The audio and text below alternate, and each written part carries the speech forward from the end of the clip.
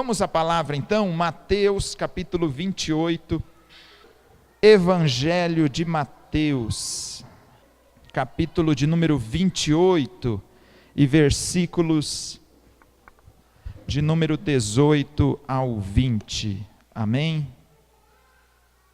Glória a Deus. Mateus 28, versos de número 18 ao 20. Todos acharam, amém? Quem precisar pode acompanhar também pelo telão essa leitura, amém? Diz assim o texto: E Jesus aproximou-se e lhes falou, dizendo: Toda autoridade me foi dada no céu e na terra. Ide, portanto, fazei discípulos de todas as nações, batizando-os em nome do Pai, do Filho e do Espírito Santo, e ensinando-os a guardar todas as coisas que eu vos tenho ordenado. E eis que estou convosco todos os dias, até a consumação dos séculos. Vamos orar? Pai, eu te agradeço mais uma vez, Pai, pelo privilégio de estar na tua casa, de lhe servir, de fazer, ó Deus, aquilo que o teu coração nos atrai, nos move, nos inspira. E lhe pedimos nesse momento discernimento, revelação da sua palavra, Senhor. Que o teu Espírito Santo, que já se faz presente, possa nos instruir uma vez mais. Abre, Senhor, os nossos ouvidos para que possamos ouvir a sua voz em nossos corações. Assim oramos em nome de Jesus. Amém e amém. Glória a Deus.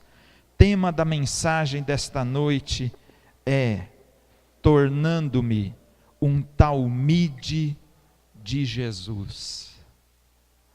Tornando-me um talmide de Jesus. O que é um talmide, pastor?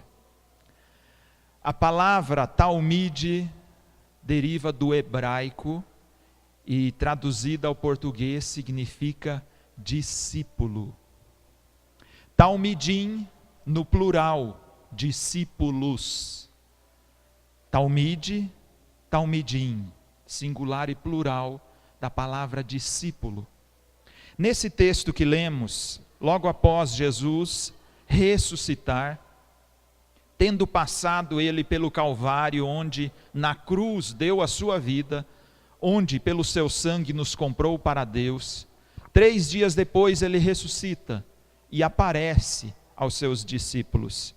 E nesse momento que ele dá essa palavra e envia a grande comissão dos talmidins, dos discípulos, ele lhes dá essa recomendação: Ide, portanto, e fazei talmidim de todas as nações, batizando-os em nome do Pai, do Filho e do Espírito Santo, e ensinando-os a guardar todas as coisas que eu vos tenho ordenado. Agora, o que é ser um talmide, um discípulo? Algumas pessoas têm uma ideia vaga, algumas têm convicção de que sabem o que é um discípulo, algumas até já acham que se tornaram um talmide, um discípulo. Então nessa noite nós queremos falar especificamente sobre a palavra talmide, a palavra discípulo, para que no contexto judaico e também de acordo com a instrução dada por Jesus, na revelação que ele traz à sua igreja, nós possamos compreender e aplicar esse ensino em nossas vidas. Muitos de nós aqui já estamos sendo discipulados ou já fomos em algum momento, iniciamos um processo de ser cuidado por alguém, de ser acompanhado na trajetória cristã, tendo em vista a necessidade de levar cada cristão ao amadurecimento espiritual. Como diz Efésios 4, até que todos cheguemos à estatura de varão perfeito, à semelhança de Jesus Cristo. até que todos tenhamos a mesma natureza que a natureza dele, até que todos tenhamos a mesma identidade que ele tem.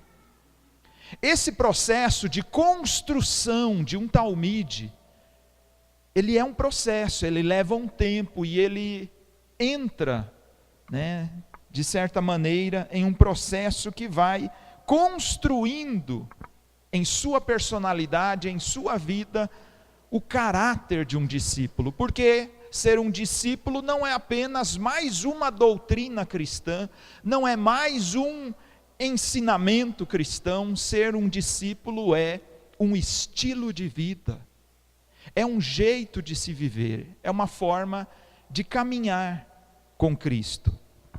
Algumas interpretações errôneas sobre o que é ser um discípulo, nós queremos aqui citar para que as pessoas possam compreender claramente o que é ser um discípulo. Portanto, muitas vezes identificamos o que é ser um discípulo entendendo o que não é ser um discípulo.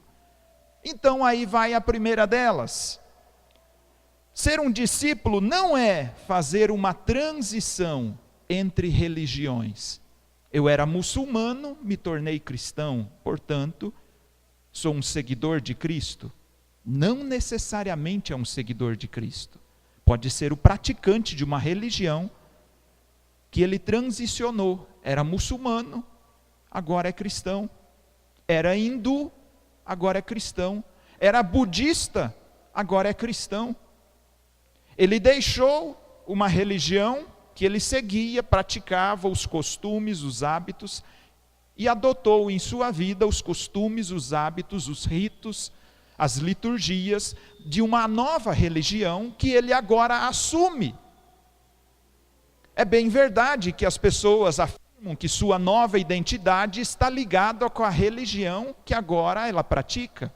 E ela diz: eu sou cristã a partir da compreensão de que estou indo numa igreja cristã, ouço um líder que traz ensinamentos de uma Bíblia, e portanto me identifico como cristão. O Rio de Janeiro tem hoje mais de 60% da sua população é evangélica. E no Brasil, nesse momento, é o estado que está mergulhado no maior caos social. A política, a economia, a criminalidade, a violência, drogas, o tráfico, é o estado com os piores índices do Brasil. E nesse momento é o estado brasileiro com o maior percentual de população evangélica. A pergunta é: o evangelho chegou e não está fazendo a diferença? Não mudou nada? O que eles eram antes, afinal? Eles eram muçulmanos? Não. Alguns eram católicos, alguns eram espíritas, alguns eram praticantes do candomblé.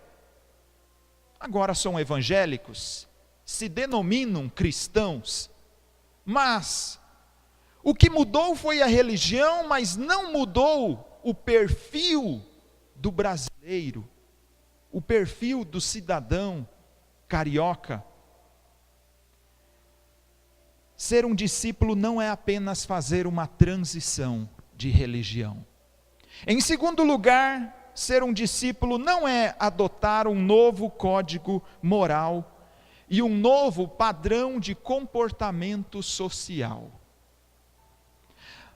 Que tipo de padrão moral? Antes eu me prostituía, agora não me prostituo mais. Antes eu bebia, agora não bebo mais. Antes eu fumava, agora não fumo mais. Eu tinha um padrão de comportamento, batia na minha esposa, não bato mais. Alguns batem só com as palavras, né? Isso não muda muito, mas fere do mesmo jeito. Mudou o padrão de comportamento. Tratava pessoas de um jeito, trata diferente. Tem um novo código moral. Ela observa o código moral que permeia o ambiente que agora ele frequenta.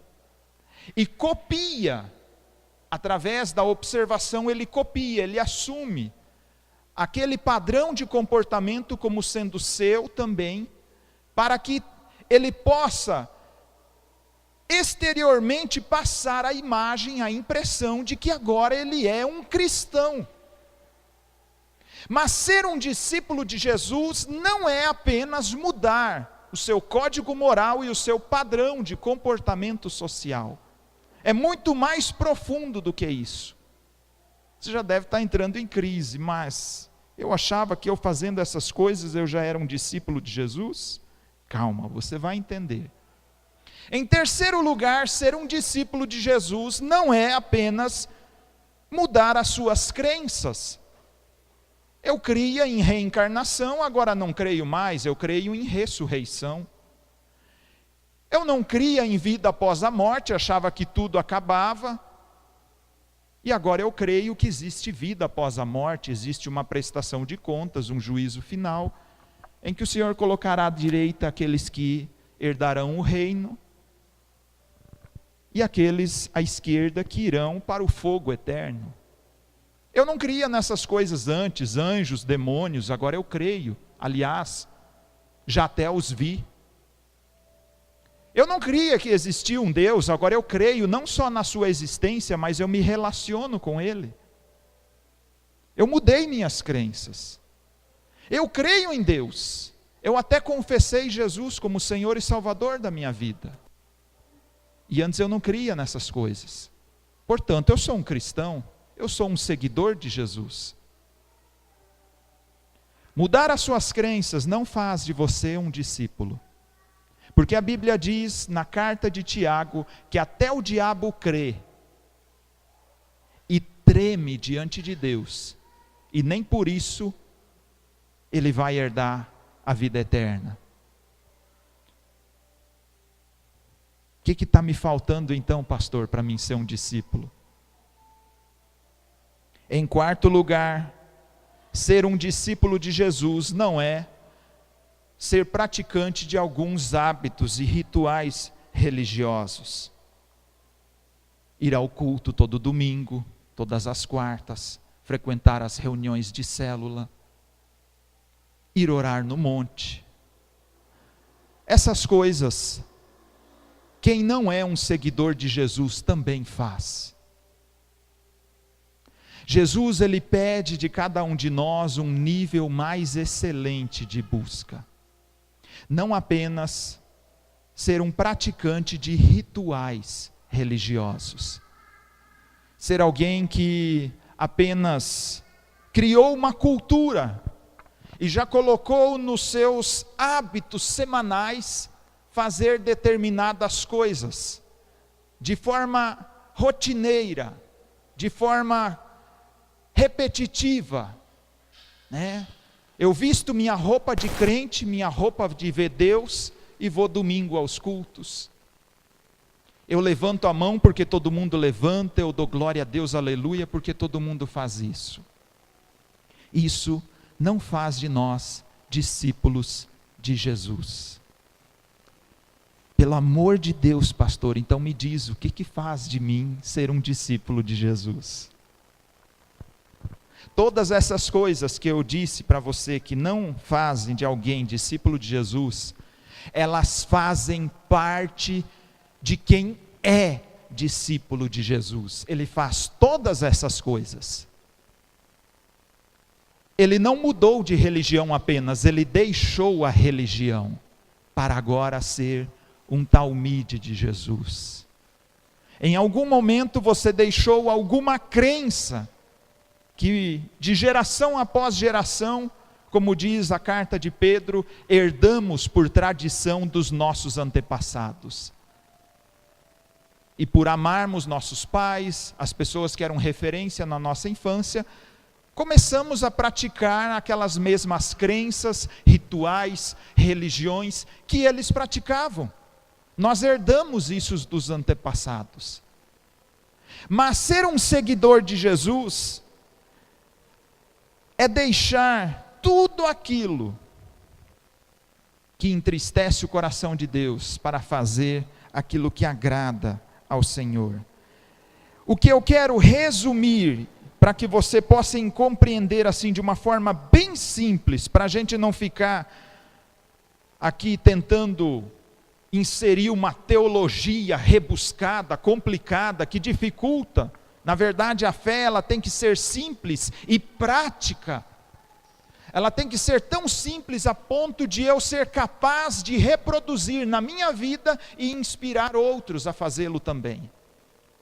Portanto, ser um seguidor de Jesus, um talmide, um discípulo de Jesus, é ter o seu espírito unido ao Espírito de Cristo.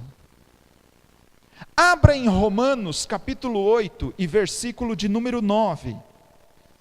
Carta de Paulo aos Romanos, capítulo 8 e versículo de número 9. Obrigado pela água, querido.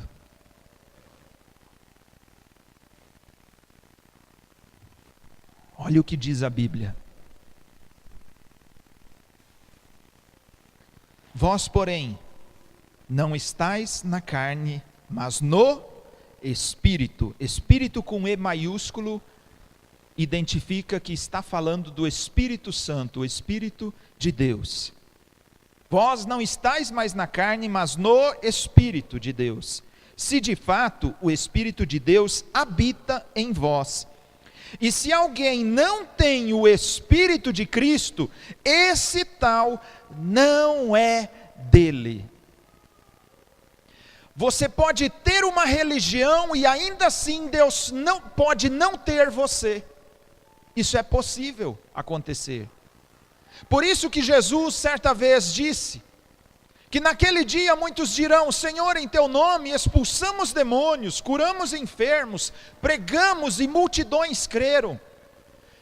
E naquele dia o Pai dirá, afastai-vos de mim, porque eu não vos conheço. É possível a pessoa praticar uma religião cristã, praticar as obras que a Bíblia ensina, e ainda assim ser rejeitado naquele dia. Que terrível, não? Então, para que não sejamos enganados ou não venhamos a nos auto-enganar e naquele dia sermos surpreendidos de que fizemos tudo o que manda o figurino e isso não foi suficiente, é necessário compreender o que então Deus espera de cada um de nós, para que sejamos aprovados e o passaporte seja carimbado para a vida eterna. Jesus inspirou pelo seu Espírito o apóstolo Paulo, que escreveu, aquele que não tem o Espírito de Cristo, esse não é dele. Em Gênesis 2, versículo 24, a Bíblia faz uma analogia a respeito do homem e da mulher quando eles se unem em casamento. A Bíblia diz que, portanto, deixará o homem, seu pai e sua mãe, se unirá à sua esposa, e os dois serão uma só carne. A partir do momento que eles se unem no matrimônio, que eles se unem numa relação conjugal, os dois se tornam um só. Seu espírito se une assim como sua carne se liga pelo ato sexual. E eles se tornam um só. Da mesma maneira, a Bíblia diz em 1 Coríntios capítulo 6 e versículo 17, que aquele que se une ao Senhor se torna um só espírito com Ele. Portanto, aí está a resposta de como é possível eu estar unido ao Espírito de Cristo. Porque se eu não tiver o Espírito de Cristo, eu não sou dele. Portanto, eu preciso ter o Espírito de Cristo. Na sua primeira pregação, o apóstolo Pedro, após o batismo com o Espírito Santo, pregando a uma grande multidão, ele diz: convertei-vos, arrependei-vos dos vossos pecados, e cada um seja batizado nas águas, e então recebereis o dom do Espírito Santo. Na sua primeira pregação, ele dá ênfase à importância que o Espírito Santo tem, o papel que ele assume na vida do cristão a partir do momento que eu decido caminhar com Cristo. Por que é tão importante o Espírito Santo estar presente na minha vida? Porque para ter uma relação pessoal com Jesus, a Bíblia diz que Deus é Espírito. Se eu sou carne, sou matéria, como eu me relaciono com alguém que é Espírito? Só por meio do Espírito que o Pai outorgou após Jesus ressuscitar. Jesus disse: é necessário que eu vá, que eu suba para junto do Pai, para que então eu vos envie a promessa. O Espírito da verdade que o mundo não pode receber, mas vós o recebereis. Jesus diz que não é qualquer pessoa que o irá receber, porque o Espírito Santo, de acordo com o que Paulo disse na carta de Efésios, é o selo de Deus. Por que precisamos de um selo? Quando você vai no correio, você escreve uma carta, põe no envelope e leva no correio. Você paga ao correio para que o atendente do correio coloque o quê? Um selo sobre a carta. Você paga por esse selo. Por que precisa do selo na carta? Porque se no momento do despacho da carta ao seu destino for identificado que a carta não tem o selo, houve uma burla, uma fraude, uma tentativa de se inserir no seu destino sem o devido pagamento. O selo autentica que o preço foi pago e, portanto, a carta pode ser enviada ao seu destinatário. O que Paulo quis dizer com essa analogia é que quando Jesus pagou o preço lá na cruz do Calvário, você teve autorização de receber sobre a sua vida o selo do Espírito Santo. O Espírito Santo é o selo sobre a sua vida, para que quando você for enviado ao seu destino final, a vida eterna, você tenha passaporte garantido para chegar ao destino prometido pela palavra. O Espírito Santo é este selo sobre a minha e a sua vida. É por meio do Espírito Santo que é possível eu ter um relacionamento com Jesus Cristo. E eu sou afetado por esse relacionamento com Jesus Cristo, tanto no meu corpo, como na minha mente, como também no meu espírito. O meu relacionamento com Jesus Cristo afeta essas três dimensões do ser humano. E eu começo a ter reações e vontades que antes eu não tinha sem o Espírito Santo. Eu começo a ter vontade de orar quando o meu corpo está dizendo: você está com sono e precisa dormir. Mas você não consegue ir dormir sem antes orar e falar com Deus. Você começa a ter desejos, vontades, que antes você não teria sem o Espírito Santo presente em sua vida.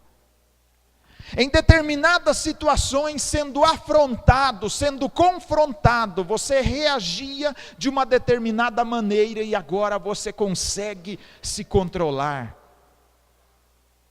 Um dos frutos do Espírito Santo, que é o domínio próprio. E antes você não conseguia sem o Espírito Santo. Há coisas que só conseguimos fazer com o Espírito Santo presente, e normalmente antes você não conseguia. Eu sou transformado, a partir do momento que o Espírito Santo vem, eu sou transformado de dentro para fora. A grande diferença é que a religião, ela nos transforma de fora para dentro. Ela primeiro muda as roupas que você veste, o linguajar que você fala, o tipo de penteado, né? Embora tenha uns penteados aí que só Jesus na causa. Né? E quando a gente sai aí, por aí para fora, a gente vê outros mais ousados. Não estou querendo aqui aplicar uma doutrina. A partir de hoje, todo mundo tem que ter o cabelo assim lambido para o lado, igual do pastor. Não. Misericórdia, né? Eu não consigo arrepiar ele, né? Quando eu era adolescente, jovem, eu queria ser cabeludão, deixar o cabelo até a metade das costas, assim. Você já imaginou eu assim? Né? Ter aquelas barbas assim, bem compridas, assim, que nem hippie não, né? Tem uns agora que parecem uns muçulmanos, de tão grande que é a barba. Enfim, isso é moda, queridos, e moda passa. Até os judeus tinham sua moda. O judeu não podia cortar a barba, nem o cabelo, né? Ficava careca aqui em cima de tanto usar assim aquele capzinho aqui assim em cima, né? Enfim, isso é moda, e a moda muda, mas isso não tem nada a ver com mudança de caráter, mudança de alguém que se tornou discípulo de Jesus, embora essas coisas sejam legais, né? A pessoa fazia determinadas coisas que hoje evita, para não escandalizar, para não gerar, né, mal falatório, enfim. É uma transformação, quando você recebe o Espírito de Deus, é uma transformação de dentro para fora. Ninguém precisa dizer para você, você tem que parar de beber cachaça. Você para sem ninguém mandar, porque você identificou que isso não combina mais com a sua identidade. Você maltratava a esposa, maltratava o esposo, maltratava os filhos, maltratava o colega de trabalho, pisava nas pessoas, explorava, se é patrão, humilhava outras pessoas, e não o faz mais. E ninguém disse que você não deve fazer isso, você identificou que isso não faz parte do seu novo padrão de comportamento. Mas não porque a religião te ensinou ou impôs isso sobre você. Na verdade é o Espírito de Deus que agora habita dentro de você, que a Bíblia diz que é Ele quem convence o homem do pecado, da justiça e do juízo. É Ele quem convence o ser humano da necessidade de adotar um padrão de comportamento que esteja alinhado ao padrão que Deus se agrada. Portanto, é de dentro para fora. Você não copia o que você vê de fora. Na verdade, você passa a ser luz e modelo para os que estão lá fora. Você faz coisas que antes não fazia e que os outros olham e dizem: isso é legal, eu quero ser igual a você. Inclusive os cristãos. Há cristãos que olham para outros cristãos e dizem: eu quero ser igual a você. Porque existem cristãos e cristãos. O próprio Espírito de Deus consegue diferenciá-los. E aquele que tem a luz dentro de si, aquele que tem o Espírito em sua vida, ele é alguém diferente, ele é um tipo de gente diferente, é uma raça diferente. E o Espírito de Deus consegue identificá-lo.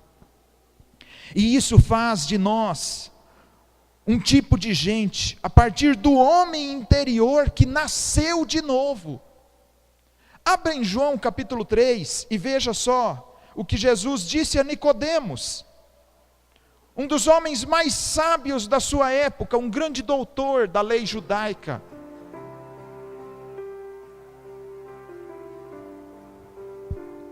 Em João 3, versículo de número 5 e número 6, olha o que Jesus diz. Respondeu Jesus: em verdade eu te digo, quem não nascer da água e do Espírito de Deus, Espírito com E maiúsculo, não pode entrar no reino de Deus. Pela água do batismo e pelo batismo com o fogo. Mas pastor, eu ainda não falo em línguas estranhas. Essa é uma dúvida que muita gente tem. Eu recebi o Espírito Santo se eu não falo em línguas estranhas? Em 1 Coríntios capítulo 12, a Bíblia cita ali 9 dons concedidos pelo Espírito Santo, entre os quais está o dom de orar em outras línguas. Portanto, este é um dos dons manifestos pelo Espírito Santo em você, por ele estar presente em você. Mas não é o único. Há pessoas que ainda não têm esse dom, e isso não quer dizer que não tenham o Espírito Santo. Por isso há muita confusão entre os filhos de Deus. Há pessoas que ficam até que traumatizadas, se sentem uma raça inferior que os outros crentes. Um tipo de crente assim, num nível abaixo, porque acham que não tem o Espírito Santo. A Bíblia diz que o Espírito Santo nos é dado por Deus. Ou seja, nós não fizemos nada para merecer. Ele não vem sobre a sua vida porque você é mais santificado, porque sua vida já está 100% isenta de qualquer tipo de pecado. Não, o Espírito Santo não é dado para alguém porque ele não é mais um pecador e portanto o merece. O Espírito Santo é dado exatamente porque você não merece e não conseguirá deixar de ser um pecador contumaz sem o Espírito Santo. O Espírito Santo lhe é dado exatamente para te ajudar a vencer o pecado. Ele é o nosso amigo, conselheiro.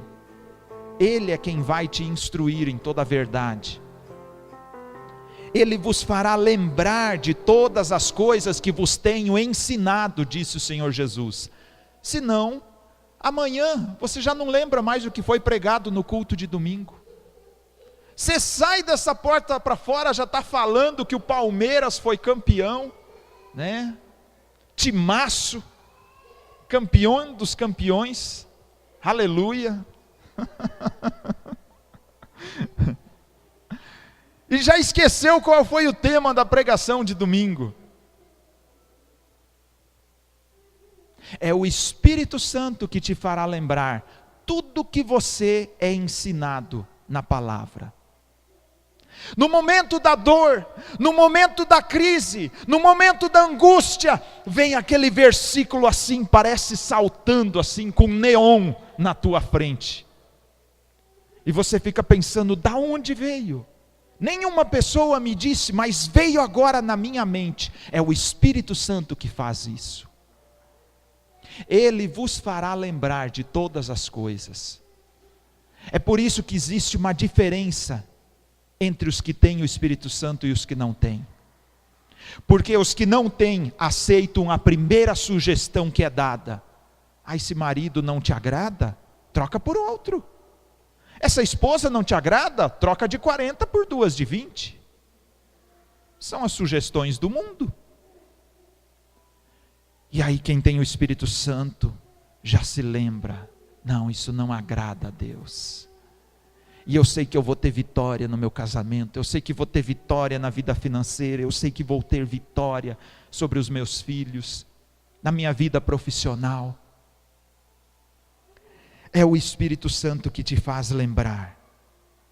E ele te faz andar nas pegadas de Jesus. Nós não conseguiremos fazer o que Jesus fazia apenas mudando nosso comportamento ou nossas crenças, mas sim assumir uma mudança de identidade para ser a imagem e semelhança de Jesus. Ser um discípulo de Jesus não é uma reprodução de comportamento, guarda isso. Ser um discípulo de Jesus não é reproduzir um comportamento social, é uma multiplicação de identidade. Isso é ser um discípulo de Jesus, é multiplicar a identidade de Jesus, a identidade que Ele possui, eu reproduzo na minha vida, e eu consigo através disso multiplicar em outras pessoas que por sua vez eu estou discipulando, que eu estou sendo espelho e referência. Eles passam a copiar as suas qualidades, as suas características, porque estão vendo Jesus em você. Eu achei interessante ontem, estivemos num casamento muito abençoado, né? O Wesley e a Michele são amados demais por cada irmão dessa igreja, e depois de passar alguns perrengues aí, até mudaram a data do casamento, por questão até inclusive financeira. O Wesley passou um bom tempo desempregado, e teve que adiar o sonho, mas permaneceram firmes, orando, buscando ao Senhor, e Deus honrou a vida desse casal tão precioso. E a pessoa que foi contratada por eles para ser o cerimonialista, né, quem organiza todo o antes, o durante e o pós-casamento, eu estava conversando com essa pessoa ontem, um pouco antes do casamento, e ele me disse: olha, eu sou mórmon, mas eu estive observando esse casal transmite uma paz, uma serenidade.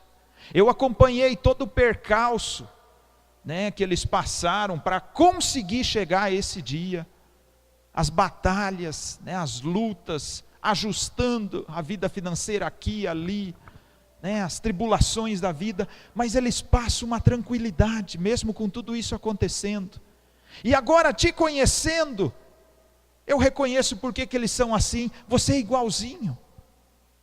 Eles não podiam ser diferentes, eles te copiaram.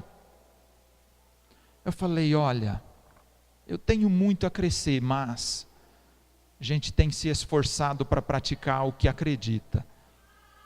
Mas eu achei interessante, porque tem tudo a ver com aquilo que a gente está aqui ensinando. Quando as pessoas olharem para você, elas precisam confundir você com Jesus. Elas precisam olhar para você: achei que era Jesus, veio uma luz aqui, uma áurea. Não que você seja assim quase um vice-querubim, né? Já subiu um degrau assim, já não é nem mais humano, virou assim um semi-anjo já, falta só nascer as asas. Não, não é nada disso, você continua mortal, né? Tem mau hálito, se come cebola, né? Fala errado português ainda, você continua com alguns probleminhas, né, de fábrica, mas enfim, seu padrão de comportamento não é a reprodução de um padrão social que você copiou, mas é na verdade de dentro para fora algo que você transmite de dentro para fora. É algo que eu só vou conseguir fazer, querido, se o Espírito de Cristo estiver dentro de você e agindo por meio de cada um de nós. Eu quero que você abra em Marcos, capítulo de número 3. Marcos 3. Quando Jesus chamou aqueles que seriam seu talmidim, seus discípulos, Jesus pediu uma coisa para eles. Você vai aprender o que Jesus pediu para que eles se tornassem semelhantes a Jesus, para que eles se tornassem um talmide de Jesus, cada um deles, um discípulo. Acompanhe Marcos 3, versículo 13, diz assim: depois subiu ao monte e chamou os que ele mesmo quis, e vieram para junto dele.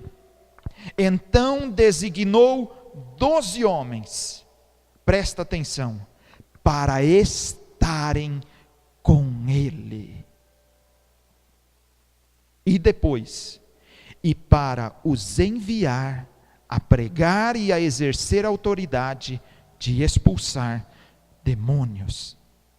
Eis o nome dos que ele escolheu: Simão, a quem acrescentou o nome de Pedro, Tiago, filho de Zebedeu, João, seu irmão, aos quais deu o nome de Boanerges, que quer dizer filhos do trovão, porque os caras não era fácil. Mais para frente eles vão dizer: Senhor, Essa aldeia aqui não aceitou a pregação do evangelho, quer que a gente ore a Deus e faça descer fogo do céu e matar todo mundo. E Jesus olha para eles: de que espírito vocês são? Isso não provém de Deus não. Raça, né? Pessoa te contraria, já quer fazer fogo descer do céu e consumir a pessoa. Esse era os discípulos que Jesus escolheu. Não sei se você conhece alguns assim, não sei se você tem alguns discípulos assim, mas enfim, Jesus tinha os dele também, tinha no mínimo 2 na equipe. Então fica tranquilo se você tem também. Vamos para frente. E diz ainda o texto: e André, Felipe, Bartolomeu, Mateus, Tomé, que era incrédulo, Tiago, filho de Alfeu, Tadeu, Simão, o Zelote, e Judas Iscariote, que foi quem o traiu. Boa a equipe dele, né? Uns eram analfabetos, outros eram cobradores de impostos e roubavam o povo, e o povo odiava eles. Ninguém na igreja suportava eles. Olhava, e aquele cara me esfolou já, cobrando impostos. Essas eram as pessoas que Jesus chamou para ser o seu talmide, seu talmidim, seus discípulos. Você teria uma equipe como essa?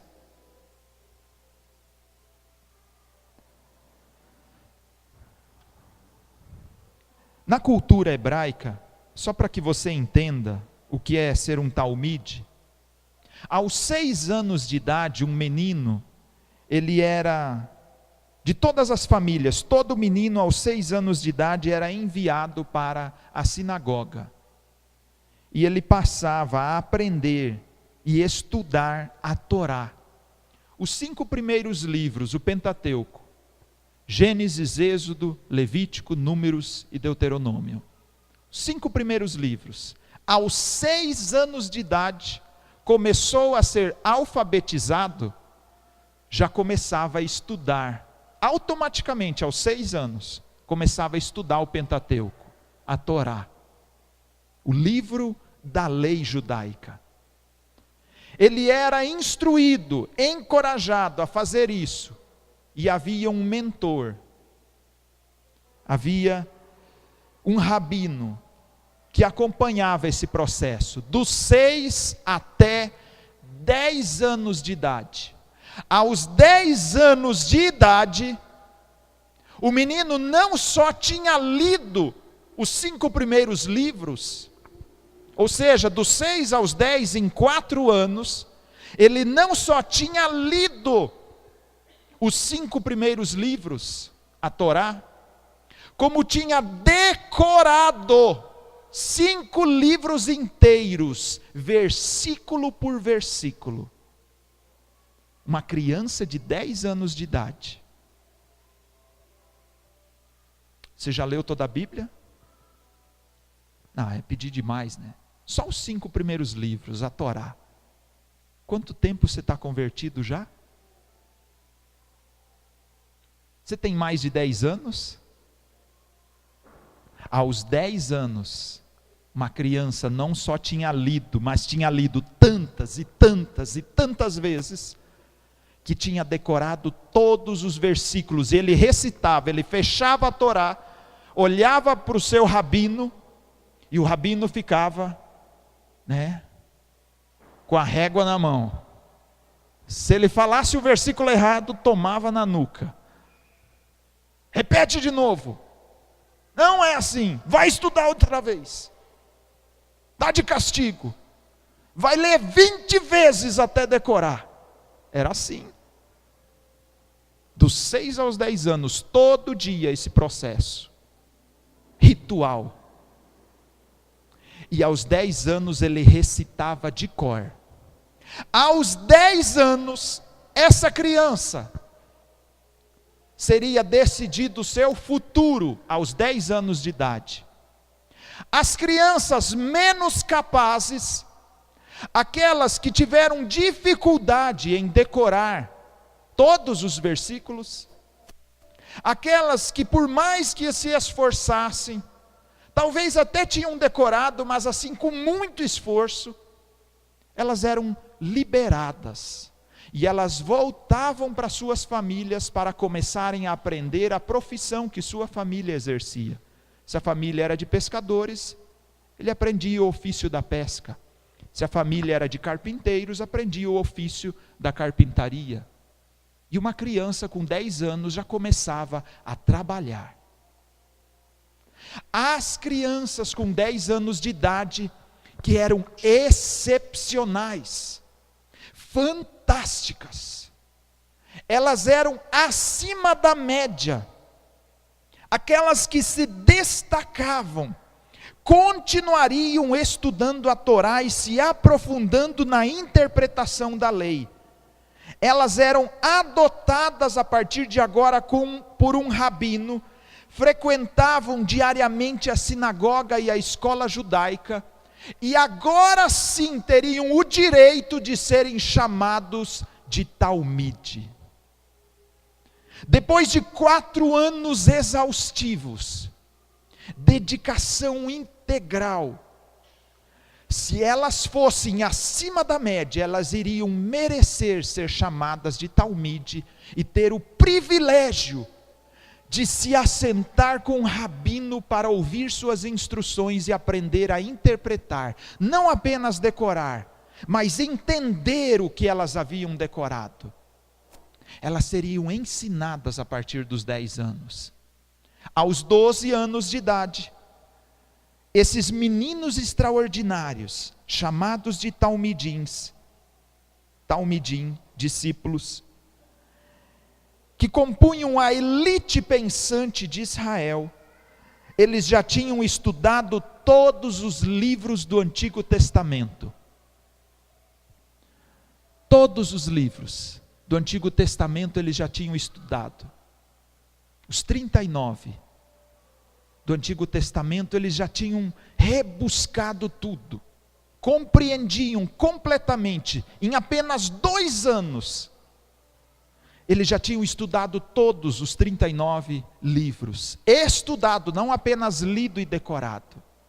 Porque eles eram meninos acima da média. Excepcionais. Fantásticos. E se tornariam a elite pensante de Israel. Você já deve estar entrando em crise. Será que eu pelo menos estou na média? Aos 14 anos, esses meninos já debatiam, argumentavam de forma inteligente, e tinham raciocínios fantásticos, interpretando a lei, debatiam como colocar em prática tudo aquilo que tinham aprendido. Quais seriam os padrões de comportamento que seriam aceitáveis na sociedade judaica? Eles é quem determinavam, junto com seu mestre, o rabino. Os meninos, os talmidins, os discípulos desse rabino, eram conhecidos como aqueles que sobre eles estava a poeira do seu rabino. Por quê? A poeira porque quando o rabino andava, a sandália que ele vestia, naquelas ruas empoeiradas, quando ele caminhava, ao erguer a sandália, erguia o pó da sua sandália. Os meninos, quando o rabino andava pela rua, os talmidins, os discípulos andavam tão perto dele que quando levantava a poeira, eles estavam no calcanhar dele, a poeira em cima deles. Alguém para ser reconhecido como um talmide, andava tão perto do seu líder, que o desejo dele era absorver todo o conhecimento que ele tinha. Absorver toda a sua cultura. Porque ele era visto na sociedade como a pessoa mais culta, mais bem preparada, a pessoa que colocava os fundamentos e os pilares da sua sociedade. Ele andava tão perto que até a poeira o cobria. E na época de Jesus, haviam 2 rabinos que eram muitíssimo conceituados, muito respeitados na sociedade judaica. O nome deles, Hilel e Shammai. Esses dois rabinos colocavam sobre Israel o que eles chamavam de jugo. O jugo era o crivo de ensinamentos de um rabino, que muitas vezes um rabino divergia de outro, mas ambos tinham raciocínios assim fantásticos. Mas um pertencia à casta dos saduceus, outro dos fariseus, outro dos essênios. Eles pertenciam a ramos teológicos diferentes dentro do judaísmo. Mas eram assim excepcionais. E esses dois, Hilel e Shammai, na época de Jesus, eram os caras respeitadíssimos em Israel. E Jesus, quando aparece, e as pessoas o chamam Rabi, que quer dizer mestre, o Rabi Jesus, o mestre, Jesus diz assim: eu também tenho um jugo, mas o meu jugo é suave, e o meu fardo é leve. Porque os rabinos que vocês respeitam, eles colocam sobre os seus ombros um jugo que nem eles conseguem carregar, mas eles obrigam vocês a carregá-lo. Vinde a mim todos vós que estáis cansados e sobrecarregados, e eu vos aliviarei desse jugo, desse peso da religião, desses costumes da religião, desse peso esmagador dos dogmas e doutrinas, que obrigam o homem a fazer algo que sua natureza não consegue fazer. Ele até se esforça, ele até tenta passar a imagem de um cristão bonzinho, mas ele não consegue fazer. Mesmo que a religião o oprima, ele fará, mas ele fará debaixo de um jugo opressor. E Jesus diz: vinde a mim, vós que estáis cansados e sobrecarregados, e eu vos aliviarei. A proposta de Jesus é fantástica, porque Jesus aos 12 anos ensinava os doutores no templo. Os doutores ficavam impressionados como aos 12 anos ele é capaz de fazer o que ele faz, de falar da forma como ele fala. E até a população dizia: ele é diferente, ele não é como os outros rabinos, porque ele prega com autoridade, a sua vida transmite o que ele ensina, ele vive o que ele prega. E então Jesus faz esse convite. Quando Jesus escolhe o seu talmide, seu talmidinho, seus discípulos, Jesus não escolhe na escola dos rabinos os homens mais excepcionais. Esse é o grande paradigma que Jesus quebra. Jesus não seleciona dentre aqueles que um dia foram as crianças que aos 10 anos tiveram o direito de serem chamados de talmide. Aqueles que foram os excepcionais, acima da média, aqueles que já não apenas tinham lido, mas compreendiam, argumentavam de forma inteligente e ensinavam a massa da população. Jesus não escolheu estes. Jesus não escolheu doutores da lei. Jesus não escolheu PhDs nas melhores universidades da sua época. Jesus não foi buscar os seus discípulos na escola universitária. Ele não foi buscar nos tribunais onde estavam os juízes. Ele não foi buscar os seus discípulos entre os maiorais da casta mais elevada da sociedade. Jesus foi à beira do mar e chamou homens semi-analfabetos, homens que um dia foram reprovados aos 10 anos de idade na escola pelos rabinos. Os rabinos olharam para eles e disseram: você não serve, pode voltar para casa. E Jesus diz para eles, e todos sabiam que Jesus era rabino, todos sabiam que Jesus era um mestre excepcional, acima da média até dos acima da média. E Jesus passa à beira do mar e diz: siga-me. Quando alguém em Israel ouvisse esta frase, siga-me, era um rabino chamando alguém para ser o seu talmide. Era tão difícil se tornar um talmide, que se alguém fosse convidado, ele abandonava as redes, ele abandonava a pesca, ainda que os barcos estivessem transbordando de peixes. Ele abandonava tudo, por causa da honra de ser chamado talmide, seguidor de um rabino. Era de uma elevada honra em Israel.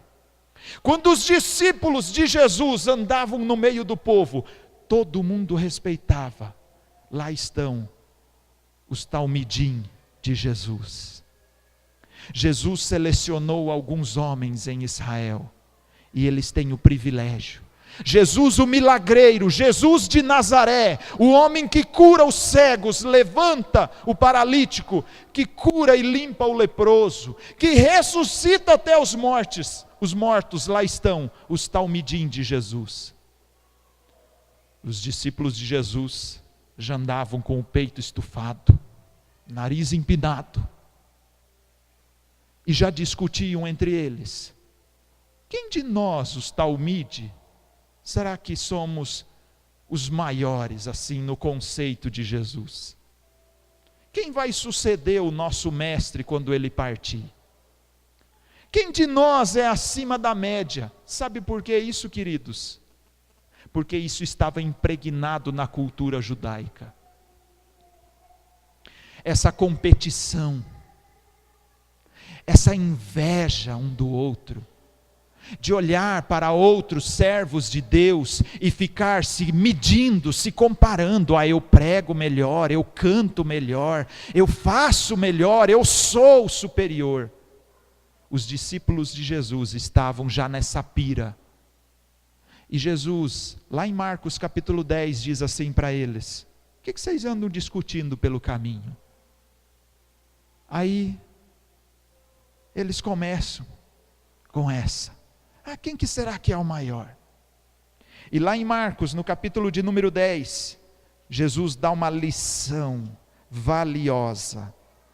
Ele diz assim no verso de número 42, mas Jesus, chamando-os para junto de si, guarda isso, Jesus chamando-os para junto de si, disse-lhes: sabei que os que são considerados governantes dos povos, mantêm o povo debaixo do seu domínio, e sobre eles os seus maiorais exercem autoridade que oprime.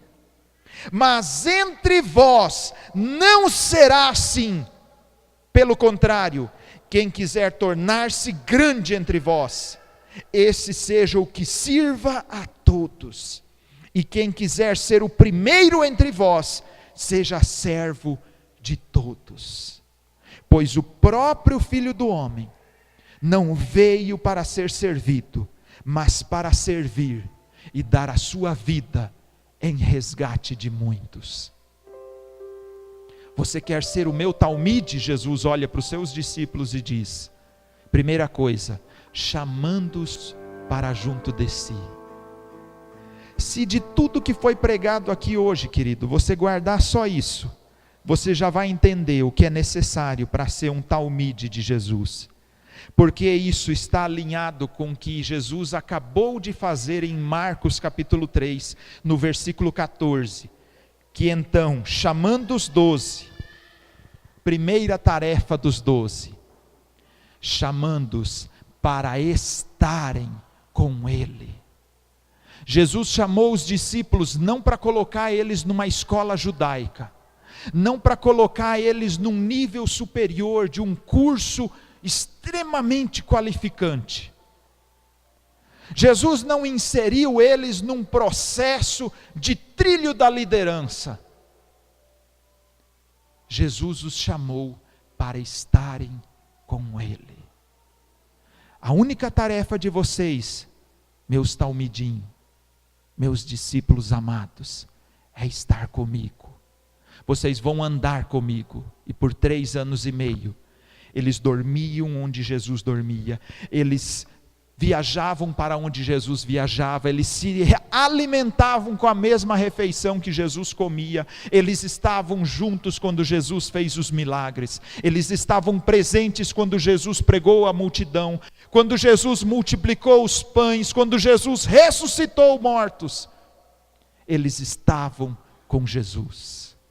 A única coisa que Jesus queria dos discípulos não era um diploma dizendo: eu sou excepcional, acima da média, eu sou excelente, eu sou melhor do que os outros. Jesus não queria os melhores, Jesus queria os que estavam dispostos a servir, que ainda que tivessem pouco para oferecer, estivessem dispostos a usar esse pouco para servir. Eu não sei fazer muito, eu sei fazer isso, eu sei pescar. Então pesca, Pedro, para a gente ajudar a alimentar a multidão. Ah, eu não sei fazer muito, Jesus. Eu sei levar água, então faz isso, filho. Ainda que seja pouco que você saiba fazer, que isso seja para glorificar a Deus e não envaidecer o seu ego. Para ser um talmide de Jesus, nós somos convidados a abandonar a religião, abandonar crenças místicas, e a única coisa que Jesus requer é que você ande com Ele. Se tiver aquela canção "Vem andar comigo", já fica esperto lá em cima. Amém? Ouviram lá? O "Vem andar comigo", para a gente orar. Jesus te faz um convite nessa noite: andar com Ele. Jesus não espera que você seja o melhor, mas Ele espera que você esteja pronto para aceitar o convite dEle, quando Ele disser: venha e siga-me, venha e ande comigo, venha e me observe, venha e presencie o que eu sou capaz de fazer. Jesus diz. Para ser um discípulo de Jesus, Ele espera que você o conheça. Ele não espera que você conheça numerosos livros, manuais, que você tenha diplomas e mais diplomas na parede ou na gaveta. Ele espera que você tenha a vida dele dentro de você, que você tenha o Espírito dele dentro de você, porque aí sim você pertence a Ele. Quero te convidar a se colocar de pé. Aleluias. Deus é fiel. Talvez em alguns lugares você já foi convidado a aceitar uma religião, ou você foi encorajado a mudar de religião. Ah, eu sou católico. Nasci católico, vou morrer católico. Tá bom, se você está dizendo. Quem sou eu para desmentir, né? O que Jesus nos encoraja e nos desafia não é mudar de religião, é conhecê-lo, é decidir ser um talmide de Jesus, é aceitar o convite de não apenas mudar suas crenças, mas mudar seu espírito, para que o Espírito dele habite em você. Se em algum momento da trajetória e da caminhada você foi ferido, você foi massacrado, oprimido pela religião, o que Jesus te convida não é para ser membro de uma nova religião, membro da comunidade Carisma. O que Jesus quer te encorajar é: venha ser meu discípulo, larga esse fardo, larga esse fardo que te oprime e deixa eu conduzir a sua vida. Se você quer conhecê-lo melhor, se você quer ser conhecido por Ele naquele dia que Ele chamar para junto de si aqueles que são dele, há uma decisão que você faz, de dizer: sim, Jesus, eu quero lhe seguir. Se é essa decisão que você quer tomar, de seguir a Ele, de se reconciliar com Ele, Dá um sinal com a sua mão, erga a sua mão aí onde você está, todos de olhos fechados, só orando. Se você quer tomar essa decisão nessa noite, apenas dê um sinal. Diga: Jesus, muda a minha vida, muda a minha história, e a partir de hoje entra na minha vida. Eu quero te conhecer, eu quero conhecer a sua palavra, eu quero conhecer os seus princípios, e eu quero andar após as suas pegadas. Se você quer, diga para Ele: estou aqui, Jesus, olha para mim, me recebe como seu talmide, em nome de Jesus.